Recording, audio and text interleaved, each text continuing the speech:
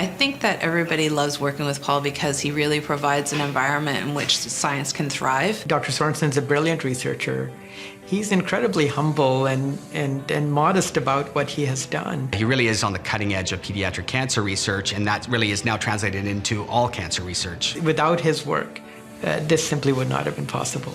Back when I was a junior pathologist, I became aware that there are two lesions that happen in very young kids, actually babies, that are really hard to tell apart. One of them is benign, it can be treated with surgery alone, and the other is a malignant tumor. So we decided to look into genetic changes that could help us differentiate between these two lesions. And in doing so, we discovered that one of them, the malignant version, actually had a chromosomal change, a genetic change that we could actually detect.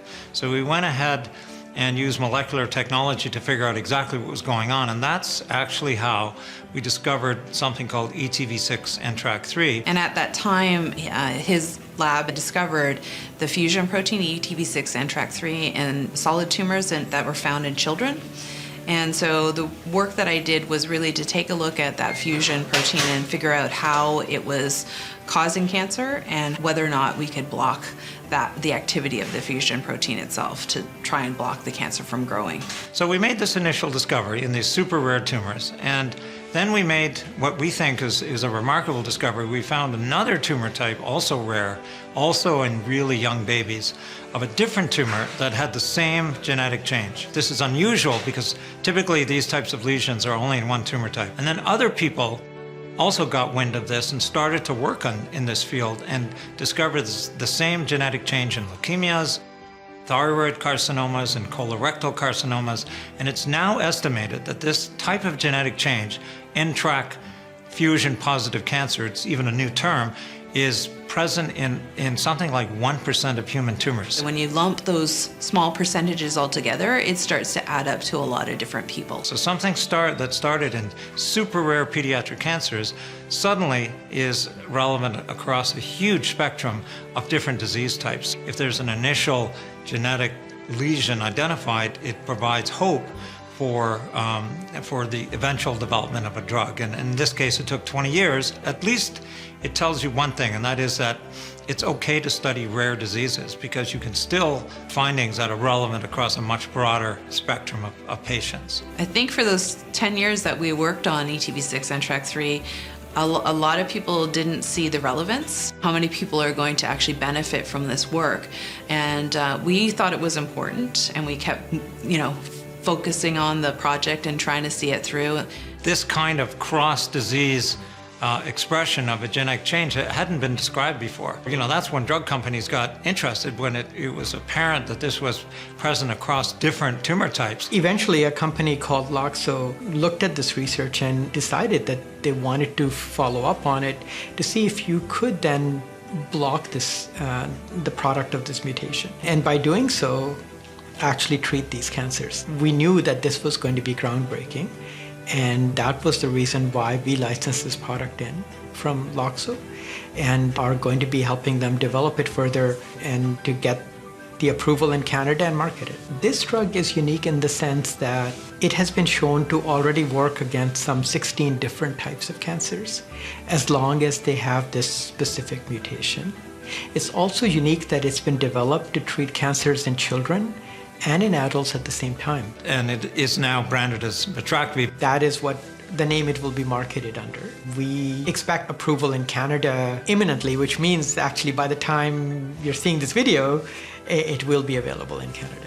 It is the first and would be in Canada the first tumor-agnostic treatment approved. It's sort of satisfying to see that the drug is clinically important and it is very efficacious and people are benefiting from it. The medication it's a simple medication you take orally. It has very few side effects. I think back to one of my early patients who actually had exactly this infantile fibrous sarcoma, and this is before the drug being there, and she presented with metastatic disease. The discovery had just been made by Dr. Sorensen a few years earlier, but unfortunately for her, she didn't have access to this medication, and so unfortunately she did succumb to her disease. But fast forward, a decade, and the patients I'm seeing now with this disease, I now have a medication that I can use that is really changing the lives of these patients. My first patient we had on this really did extraordinarily well on it, was on the phase 1 study, had disease throughout his lungs, and the disease just melted away. The first CT scan, it was just amazing to see, just after, a little over a month of treatment, we had a look and all these lung lesions that were there completely disappeared. A cancer developing in a child is a tragedy. There's so much potential there that's lost, and there's relatively few treatment options for some of these cancers, especially the sarcomas. So to have treatment available is tremendous. And the end result is I see these kids coming through clinic on the medication who are doing well, who are thriving, and who are leading normal lives. For me as an oncologist, there's nothing better than to see that. For Bayer, it is a very big deal. I think we're proud that we followed up on a discovery made by a Canadian researcher and have come out with a drug that is highly effective, that is safe, is well tolerated. It's going to be very rewarding to see Canadian patients benefit from this treatment. Everyone thinks that drug companies are only in it for the money. But what I noticed from this whole process, and speaking on behalf of Bayer, they're also into it for the patients.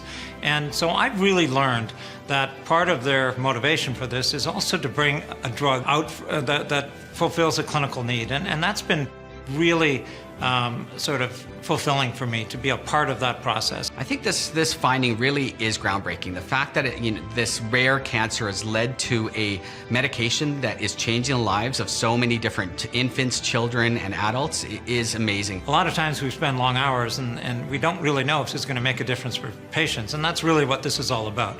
Scientists were interested in discovery, but as a physician, I'm also interested in improving the lives of patients. So all of that has been super fulfilling for us as a scientific team. The perseverance he's had in his career to push through all the hurdles, to make these groundbreaking discoveries and see them through to the point that now there's a medication really shows the determination he's had in his career.